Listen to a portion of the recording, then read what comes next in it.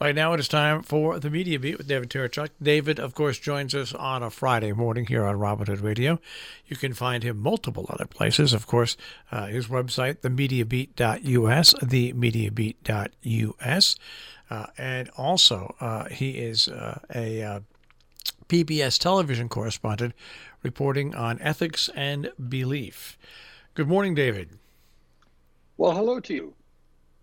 And how is Italy again this week?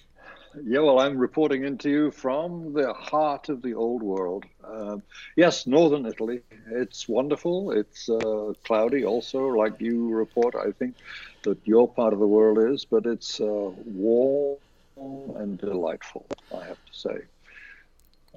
It's restful, and it's hard to believe that I'm in the I'm in the part of the world which is seething with dispute. As a member of this 28-country bloc, the European Union, one country, my old home country, Britain, is leaving, and it's very hard to believe that there's political controversy raging over these 28 countries as I sit at the heart of a lot of peaceability here. Well, let's go back to that to the Brexit, the world's longest exit. I think it will hold a world's record by the time it's done. They're certainly taking their time over it. Yes, it's supposed to be the new deadline, by the way, amusingly enough, and I think we've commented on this before, but amusingly enough, the latest deadline is now Halloween this year. It seems strangely significant, but quite how, I'm not really sure. But it just seems right. Yeah, the expression "don't let the door hit you on the way out" does not apply here. That's the feeling of most Europeans now that I'm in continental Europe. I can reassure you that it's pretty clear as you scan the media here. Yeah, the Europeans are not. I mean, they're annoyed that their long-laid plans are not turning out quite the way they wanted. And of course, Britain is not the only fractious member of this 28-country group. But yes, Britain's decided efforts to get out with a deal or without a deal, even possibly now, is imagining a marriage ending, but with no actual divorce agreement, and then you might get some sense of the bad feeling that's evident here. Yeah. And of course, the incipient complications of what is business life going to be like either side of the or what we still call the English Channel, or at least the Brits do. The French call it something else, of course. But there's going to be a very complicated economic life for everybody involved. I think there's going to be a very complicated economic life for people that aren't even a part of the European bloc, to setting up trade parameters and everything like that. It's just... Well, yes. I mean, the interesting thing is one of many interesting things journalistically this week is that leaked documents are the flavor of the month again, and even in the wake of the leaked documents from our British ambassador to the United States, which has ended up, of course, in his resignation from his position because of the bad feeling blown up between the White House and the United Kingdom government because of this very frankly spoken ambassador.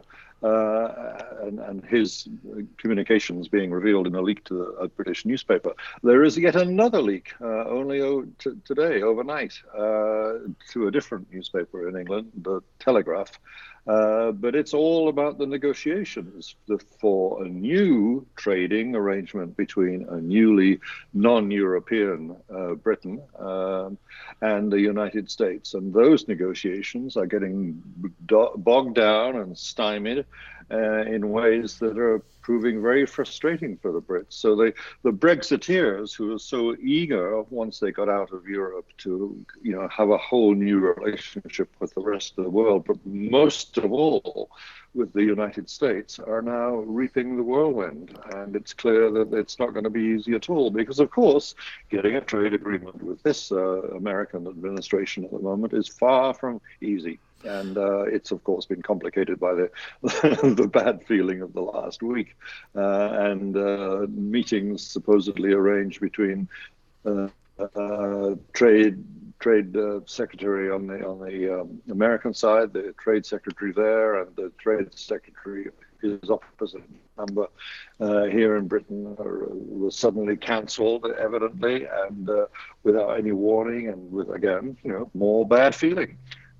So we've got a lot more to come, but it's pretty well widespread, transatlantically speaking, too. And we're going to stay here for just a moment, because I was listening to last night about a 20-minute show on the BBC about Boris Johnson and his nearest challenger, and how they're saying that if Boris Johnson wins big and actually can set up a government, is one thing, but if it's a close thing and he has to include opponents in his government, it's just going to make sticky up everything even more and continue on what's been going on.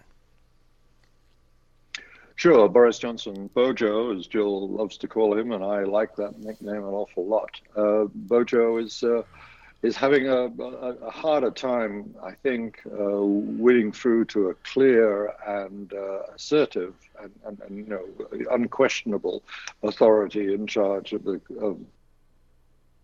Conservative Party now. No surprise, I don't think, because he's a man who creates a lot of strong feeling both for and against. And his opponent in the struggle for the leadership, Jeremy Hunt, is generally speaking been a quiet operator, but he's got a lot of following, a lot more than I have expected. May have got established ranks of the old, if you like, the old Conservative Party, rather like America still has traces of the old Republican Party, despite Trump's takeover of the major apparatus. That's what's happened in the UK too. The old Conservative Party is very anxious about the prospect of a Bojo leadership. And Bojo prime ministership. Yeah. Although there are those cynical people even amongst the old party that say, well, maybe he's our only hope, since the Sorry, go on. Yeah, as we listened, to show you how American actions do influence the world, just this week, Iranian boats tried to take over a British tanker. I think I may have lost you. Are you hearing me now? Yeah, can you hear me now? Can you hear me now, David? We have a bad connection to Italy this morning, as if we didn't know that. I'm gonna. Let's see if I have his cell phone number here. I'm hearing you in patches. Yeah.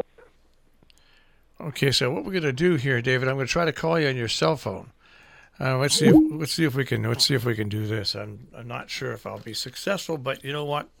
I do believe we can resume this now. David, are you there via the good old-fashioned telephone? Yeah, good old-fashioned telephone seems to be working. A little crackly, but it feels like good old-fashioned broadcasting, too. Right. Maybe I should shout a little louder to get across the transatlantic line. Now can you hear me? Getting back to what we're talking about, though, it shows you where the American decision to pull out of the nuclear deal with Iran leads to tensions in the Strait of Hormuz, and like I said, the British intercepting those boats to prevent the taking of a British tanker. Oh yes, everyone suffers when what's the old phrase? If America sneezes, the rest of the world catches a cold. Sure, the pulling out of the general agreement with Iran on basically to limit their access to nuclear weapons ultimately has had all these other ramifications, which I'm not sure this White House expected. And yes, indeed, other people are having a difficult time because of it. The British Navy, I'm sure, was delighted to have an excuse to go into action and safeguard the passage of the big, enormous British oil tanker in those narrow straits. And I suspect they'll enjoy the role that is now coming to them, and they'll share it with other Western navies as well to ensure passage continues. And whatever mischief, because that's all it is, really, mischief on the part of the Iranians to assert themselves and remind everybody that there is an international agreement still in force, even though they're starting to breach it in certain ways in terms of how much radioactive material they're producing, for instance. But it is still there as an agreement, and they're trying to keep everybody else alongside them if they can. But this isn't perhaps the wisest way of going about it, getting other people's navies to take action on the high seas. One of my dearest wishes, as you are somewhat aware, is I would so love even someone in the press or the media to cover some other aspect of any story, simply because the sameness of, all right, X happened, it's bad, and it's only bad for this reason, is getting less informative. And I would... Oh, sure. And there is a terrible tendency, along with the TDS, the generally prevalent syndrome called TDS, the Trump derangement syndrome, which blames Trump for everything that goes wrong. It needs to be corrected continually, I think, with the kind of reporting that will indicate that, yes, there are a lot more forces at work, and there are a lot more forces at work in just about every engagement that, yes, may well be worsened by the intervention of this particular White House. The other forces are still always in play and need to be analyzed for their own, in their own right and for their own good reasons. Just for the sake of balanced thinking and assessment, is European press still better at that? On the whole, yes. Though the British press, I'm afraid, is getting sucked into the vortex that I expected them to, and I think a lot of people expected them to, as their connection with Europe has gotten more and more frayed, and has come now, as we know, to breaking point. Well, what kind of breaking is still not clear, and the Brits are still anxious to put to the very fore of their thinking a new arrangement with the United States. And as I said, the other leak of the week is showing that that's not going very well for the Brits either, since trying to negotiate a new deal with this White House is never going to be easy for any country. And an isolated country on its own like Britain, nowhere near as powerful as it still to this day seems to think it is. They're going to be at a distinct disadvantage coming up with a new deal with the United States to take the place, which is essentially what they want, with the previous arrangements they had with Europe. And do you think, one of the things with we will obviously see what ultimately happens, but the dinner that so caught my attention just over a year ago, where it became clear that an assault was going to be made on Mrs. May's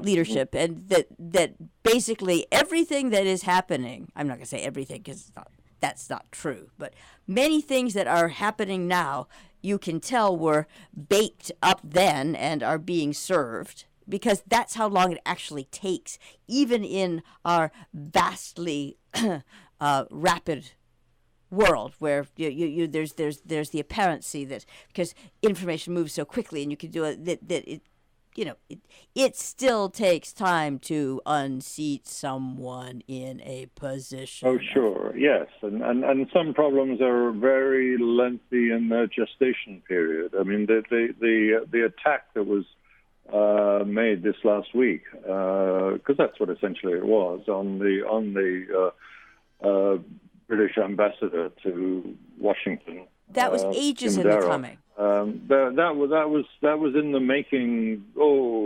Several years ago. Right. There's been a very, very strong body of opinion within the British establishment who've been against this individual for a long time, and the pro-Brexiteer people, of course, because he was always regarded as an ultra-European, and for that reason was a marked man. And finally, a great trove of documents came to hand, and the full forces of the Brexiteer establishment, because there is such a thing now, in British politics, both in Parliament and in the civil service too.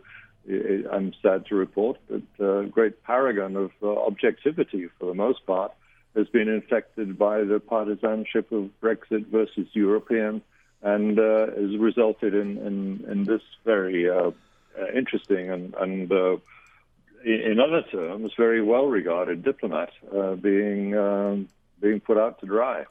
And it's just what is frustrating is it's so easy, particularly now that after 20 years you've basically organized it so that people's brains really can only respond to yes, no, black, white. The nuances have been in many cases just worn down to nubs, and or the ability to calculate, to think through and to use your brain cells on nuance, especially in media, have been reduced to very, very reduced to nothing, let's just say.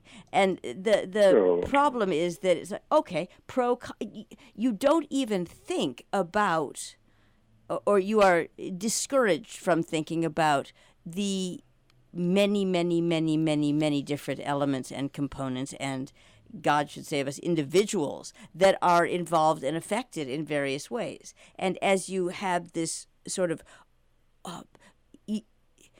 to discuss anything like that, you've got to have a pretty, what do they call it, from 30,000 feet. You've got to just be able to just do the overview. But when you turn the overview into black and white, bad and good, oh, we're for this, well, we're for that, it just wrecks the discourse.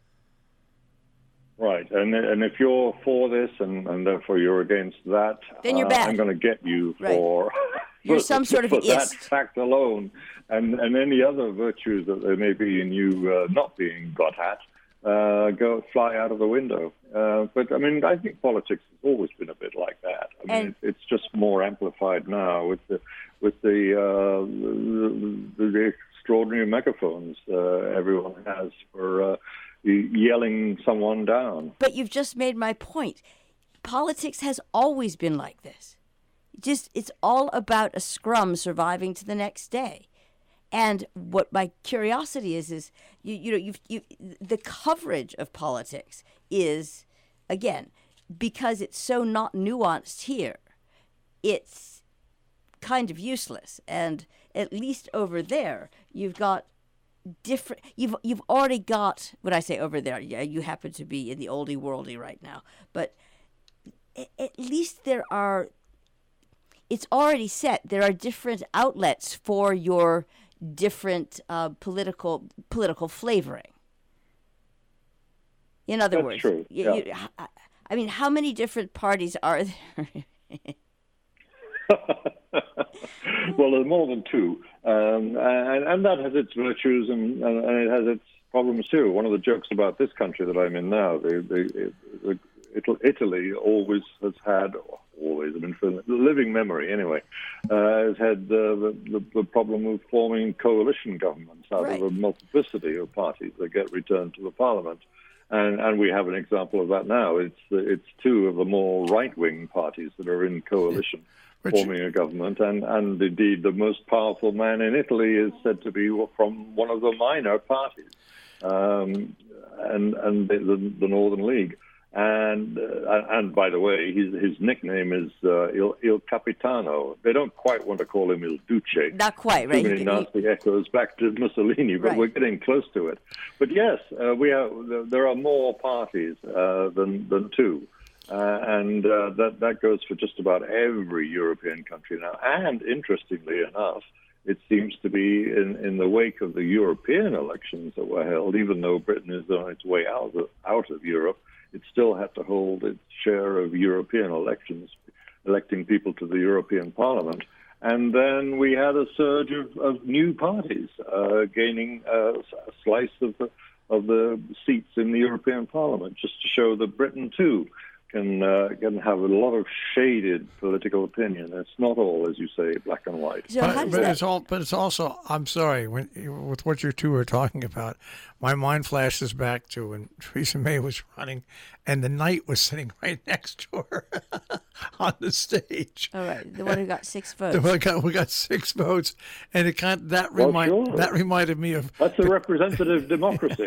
But that reminded me of California when they had that election where they had like 26 people running, and that does tend to water down you mean kind of like the Democratic primary? Well, the Democratic primary. I was going to say we've got 2 dozen candidates with it, but that's all intramural. Yeah, that's exactly right. That's not the big umbrella of a party trying to pick its one leader. That's not after all, the Conservative Party here in Europe, the Conservative Party of Britain, was having to winnow down a field that was over a dozen. So, that's a good process in principle. That's a good process. The Democratic primary will be down to 5 to 7 candidates within the next month.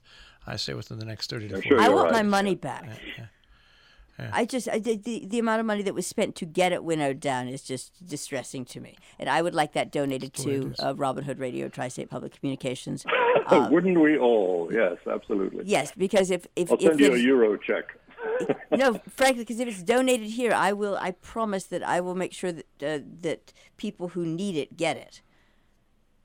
Anyhow, sorry, good. I digressed. Now, back to... Well, no, almost always it's a talk about if you ruled the world, it would be much better. So funneling the finances for that through Robin Hood Radio would probably be a very good start. Absolutely, because what better? Robin Hood.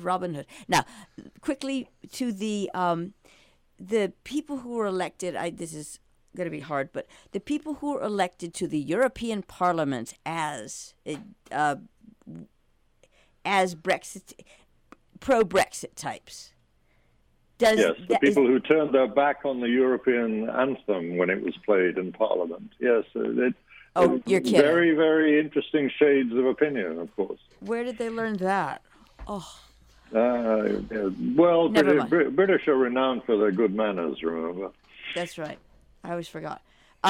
Sorry. Is that going to alter anything just in negotiation-wise, really in broad strokes, do you think? In a word, no. Okay. Absolutely not. Right. You can't be a representative. You can't be an effective representative of anything if your membership of the club in which you're a member is totally rescinded, as it will be by Halloween of this year. Those people will not have a seat in the Parliament, which is, in any case, not a legislative body of any great power. It's constrained by many different forces, not least of which, of course, is that they represent members from 28 countries, 27 after Halloween, of course. It's not a legislative body with much active power. Although, it is possible to formulate new regulation, or the basis for regulations that then the Commission, which is like the cabinet, if you like, of Europe, would then have to turn into new European regulations that would apply to the 27 countries that remain after October. Well, we're all going to have to learn new steps, I think. Oh, we are. We certainly are. This is a changing world.